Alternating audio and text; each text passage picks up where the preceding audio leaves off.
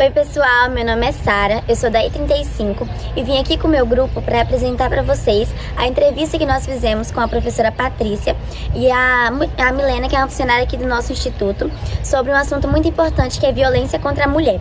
Eu espero que vocês gostem e retirem o máximo de conhecimento e reflexão desses vídeos. Tchau! Oi, hoje a gente está aqui com a nossa professora Patrícia, do Instituto Federal do Espírito Santo, Campus Montanha, e a gente vai fazer algumas perguntas a ela relacionadas à violência contra a mulher. Antes disso, Patrícia, conta um pouco sobre a sua formação e no que você faz. Como vocês adiantaram, eu sou Patrícia, estou no Espírito Santo, mas não sou do Espírito Santo, sou do Piauí, sou formada em Sociologia, em Ciências Sociais, que é uma graduação que compreende 3 áreas, que é Antropologia, Política, além da Sociologia, e tenho mestrado e doutorado em Políticas Públicas. Minha área de atuação, assim, da pesquisa é a questão agrária no Brasil, disputas entre as classes do campo. E minha intervenção no campo mais da militância também é sobre o debate da luta pela igualdade das mulheres, um pouco de ativismo nessa área também. Então a gente vai começar hoje com algumas perguntas sobre o assunto que a Olga já falou, de violência contra a mulher. Eu vou fazer a primeira pergunta. O Brasil registrou no ano passado 1.410 casos de feminicídio. Em média, uma mulher é assassinada a cada 6 horas no nosso país por ser mulher. Ao seu ver, quais que são as principais causas que faz com que o agressor exerça tal prática com a mulher? Primeiro, parabéns pela escolha da temática, que é refletir sobre a violência contra as mulheres no Brasil. Mas é importante situar essa questão da violência contra a mulher dentro desse padrão estrutural, que a gente chama de machismo, que não é da sociedade brasileira. O machismo é um elemento que estrutura as sociedades, quais são as consequências disso? É colocar o homem como poder na sociedade. A gente pensa que é o que a gente chama de patriarcado, É essa estrutura que atribui ao homem todo o poder. E desde cedo nós mulheres fomos, e ainda infelizmente os dados expressam isso, apesar de toda a luta histórica das mulheres, é importante dizer inclusive que denunciar isso é resultado da luta das mulheres ao longo dos anos. Esse padrão ainda permanece, não com tanta força como já foi no passado, porque no passado nós nem estaríamos fazendo esse debate aqui, sem homens falando da violência contra as mulheres. Olha que coisa mais fora de lugar e de sujeitos, Então, essa atribuição do poder ao homem vai estruturando diversas relações desde o nascimento da criança. Então, o chá revelação que a gente tem hoje, que bomba aí, é muito isso, dessa ideia. Você já atribui uma cor para a menina, que é o rosinha, o clarinho, para o menino é o azul. As brincadeiras para as mulheres são essas brincadeiras mais voltadas para o espaço doméstico, o homem é o espaço público. E nesse processo as mulheres são tidas como propriedade do homem. E muitas vezes, quando as mulheres elas estão em dessas relações de propriedade, que são relações abusivas, que provocam sofrimento, e que elas ousam sair dessa situação, o agressor, e aí, eu não sei se vocês vão trazer esse dado, mas quem que mata essas mulheres? São companheiros, são maridos, é o namorado, é o ex-namorado, ou seja, a casa, a gente pensa assim, a rua é que é o espaço violento. Não, para as mulheres do nosso país, a casa é um espaço violento, porque ela é estruturada dessa forma, nessas relações de poder, que o homem tem poder sobre a mulher. E aí, quando a mulher tenta fugir disso, o que acontece? Ele não aceita. E ao não aceitar, uma forma de manter, se eu não posso ter, ninguém mais vai ter. E termina com a prática mais perversa, que é o assassinato, que é o feminicídio. Mulheres são mortas apenas por serem mulheres. E não é só assim, matou, são mortes com requintes de crueldade. São esfaqueadas, são violentadas, depois mortas, tem corpo dilacerado, o rosto lacerado. Então, mostra o quanto que é perverso esse padrão estrutural, que é o machismo, que estrutura as nossas relações e que precisa ser denunciado, que precisa ser combatido para provocar alterações no nosso cotidiano. Seguindo o que você falou e dando sequência, outra pergunta que a gente vai te fazer a grande maioria das mulheres violentadas não encontram forças ou coragem suficiente para denunciar o agressor. Muitas vezes, por medo do que pode vir a ser feito, caso o trabalho policial e as investigações não alcancem um resultado favorável, quais são os desafios enfrentados na investigação e no processo judicial nesses casos de violência contra a mulher? são muitos desafios, assim, porque num primeiro momento, inclusive, hoje a gente faz um debate público, mas no primeiro momento o que se dizia? Em briga de marido e mulher, ninguém mete a colher. Então isso já inibia essa mulher, né? Ela permanecia no ciclo da violência e terminava sendo assassinada. Mas os casos, eles ganham uma proporção tão grande que o debate fica público, né? A partir que a gente chama das ondas do feminismo no mundo, nos anos 60 explode essa questão para dizer o seguinte: a violência contra a mulher não é uma coisa privada, é uma coisa pública. Então, se é público, o Estado tem que ter política, né, para coibir essa prática, né? Porque são vidas que estão sendo retiradas, são jovens, né, que têm um processo produtivo ainda tremendo, né, de experiência de vida, que tem a vida ceifada, cortada, são mulheres que poderiam estar trabalhando, né, produzindo para a sociedade, que são retiradas por conta, né, da violência, né, em relação às mulheres. E aí o Brasil, para nossa experiência, o Brasil construiu as delegacias especializadas, tem a Lei Maria da Penha, hoje tem a Lei do Feminicídio, mas a gente ainda precisa avançar muito, né? Porque muitas vezes a mulher violentada, a mulher que foi espancada, ela sabe que pode recorrer a isso, né? Tem o Disque Denúncia, né? Tem já esses instrumentos, mas ao mesmo tempo, essa é uma mulher que, por conta, né, dessa sociedade que colocou nela o espaço privado e não o espaço público, ela não trabalha e ela tem filhos. E aí, quando ela recorre à delegacia, a delegacia muitas vezes não está preparada. É um homem que atende essa mulher. E uma das perguntas que se fazia logo em seguida é: você tem certeza que você quer denunciar o seu companheiro? Você trabalha? É ele que mantém a família? Você vai ficar sem o progenitor. Então, todo esse debate aí termina coibindo as mulheres. Então, a Lei Maria da Penha, ela diz que é preciso ter uma rede de proteção às mulheres, né? É preciso ter casa-abrigo nas cidades, para que todas as vezes que uma mulher precisar recorrer ao aparato policial, né, esses espaços de denúncia e tudo, aí ela vai lá e ela volta para casa. E ela volta a viver com o agressor. Isso, né, não pode ser assim. Ela tem que ser... às vezes até pior depois da denúncia. Sim, e aí ela tem que ser protegida. Na medida que ela não é protegida, não é uma medida protetiva. Depois de 10 dias sai 500 metros longe. Mas quem vai fazer esse acompanhamento, que ele vai ficar 500 metros? Então, todas as vezes que a mulher recorre ao Estado e ela age de forma correta, e ela tem que continuar fazendo, mas o Estado, ele é negligente, ele está com as mãos sujas de sangue. Os vereadores estão com as mãos sujas de sangue, os prefeitos estão com as mãos sujas de sangue, os deputados federais, estaduais, os presidentes da República, estão com a mão suja de sangue quando, de fato, não estruturam a rede de proteção para garantir a vida das mulheres do nosso país. Entrando um pouco nesse assunto, a gente já, não sei se vocês já viram, mas existe uma série na Netflix que o nome dela é Bom Dia, Verônica. E a primeira temporada dessa série retrata uma mulher que sofre violência dentro de casa, e o marido dela, que é o que pratica a violência com ela, ele é policial. Então ela não tem, ele é sargento, né? Então, tipo assim, ela não tem a coragem de denunciar, de ir lá e denunciar, porque ele tá no cargo superior. Às vezes essas coisas acontecem dentro do próprio ambiente que era para ser seguro. Exatamente. Porque, assim, em tese, gente, a família é para ser um lugar seguro. Não para ser um lugar de violência, não para as mulheres serem violentadas quando elas não querem ter relação com o marido não aceita e força uma relação sexual. E ela não está tendo relação sexual, ela está sendo estuprada, então é violência. E muitas mulheres não têm nem noção que isso está acontecendo. No namoro, muitas vezes as meninas estão namorando, os meninos querem porque querem ter uma relação sexual, elas não querem, não é um dia que ela tá legal, e se ele força, ele tá violentando essa. Então é preciso educar as mulheres para elas entenderem esses espaços. Não pode ser espaço de violência, tem que ser espaço de, a família tem que ser esse espaço de fortalecimento, o namoro tem que ser espaço de fortalecimento, né? E não de produção de relações tóxicas, né? De propriedade. Isso aí. Agora, para dar um resumão em tudo, como um todo, assim, no geral, como você acha que a violência contra a mulher afeta na nossa sociedade, no geral, os homens? Olha, a primeira coisa é que tira mulheres, né? Tira mulheres da sociedade, porque mata, né? Tira a violência contra as mulheres, muitas vezes na infância, provoca problemas futuros, né? Crianças são violentadas, crianças são abusadas, e geralmente o abusador é um parente, é um vizinho, alguém que gozava da confiança, e ao agir assim, né, você está provocando traumas presentes e futuros nessas mulheres. São mulheres que vão precisar de acompanhamento, né, filhos que, quando são assassinados, vão ficar sem mãe, né? São ciclos de violência que são muito perversos, e a escola tem um papel importante nesse debate.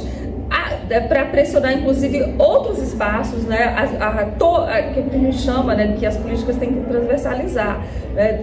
Todas as instituições sociais têm que assumir o debate sério no combate ao machismo, para a gente produzir relações mais saudáveis para as nossas meninas, para os nossos filhos, para as nossas mães, para nossas, né, e aí é para metade da humanidade, na realidade, né, para mais da metade, no caso da sociedade brasileira, né? Então, produzir um país que possa ser, assim, de fato, seguro, porque no momento o nosso país não é seguro para as mulheres são violentadas dentro dos ônibus, né? Muitas vezes quando você está na parada de ônibus, o que você quer? Quer sentar, né? Porque você tem medo de ficar em pé no ônibus e, por conta do machismo, o homem passar a mão no seu corpo, né? Que é a importunação sexual. Então, são diversas formas de violência que afetam a nossa vida. Os meninos têm medo de sair à rua porque podem ser assaltados, mas a gente não tem, a gente tem outros medos. Então, que a gente possa produzir outras relações sociais para produzir novas formas, né, de ser mulher de forma plena, né, e não uma mulher violada o tempo todo nos seus direitos. Sim. A gente vai agradecer a sua participação, a gente perdeu muita coisa. E é isso. Muito obrigada, Patrícia, pela sua participação. Obrigada, parabéns aí pelo debate, tá? Obrigada. Hoje a gente está aqui para dar continuidade às entrevistas sobre o tema agressão contra a mulher em espaços domésticos, espaços físicos. E hoje a nossa convidada de hoje é a Milena. A gente vai fazer algumas perguntas para ela. Antes de a gente começar as perguntas, Milena, conta um pouquinho sobre você, sobre suas formações. Bom, meu nome é Milena, trabalho aqui no IFES, no setor mais amado / odiado, na SEGAC. Eu sou engenheira agrônoma de formação. Nossa, meu pai também. Pois é, eu sou engenheira agrônoma formada no IFES Itapina, também em 2020. Trabalhei na área, mas acabei gostando e me envolvendo mais com a área de educação. Aí passei no concurso e mandada aqui para Montanha. Estou aqui há quase um ano. Tem outras coisas, né, outros históricos, tem curso técnico em mecânica industrial pelo Senai, que não tem nada a ver com a minha área de atuação, mas todos os meus irmãos têm também. Sou filha mais nova, sou caçula de 2 irmãos mais velhos, tia de 2 nenéns maravilhosos e lindos.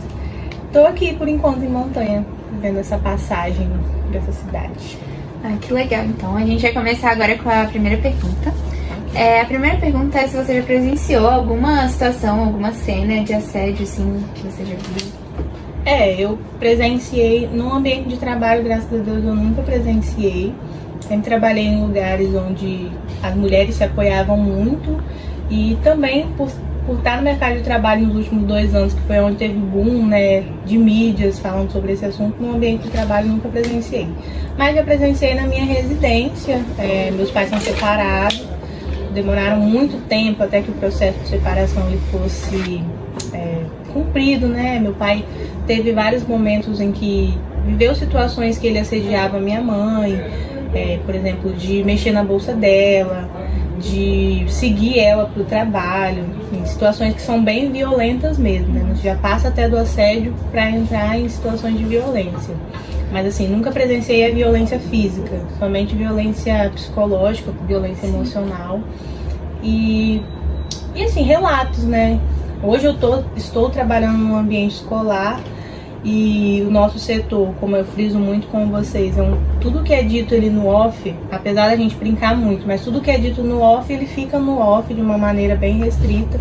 Então assim, já recebi relatos de alunas que o colega tocava de uma maneira que não estava à vontade.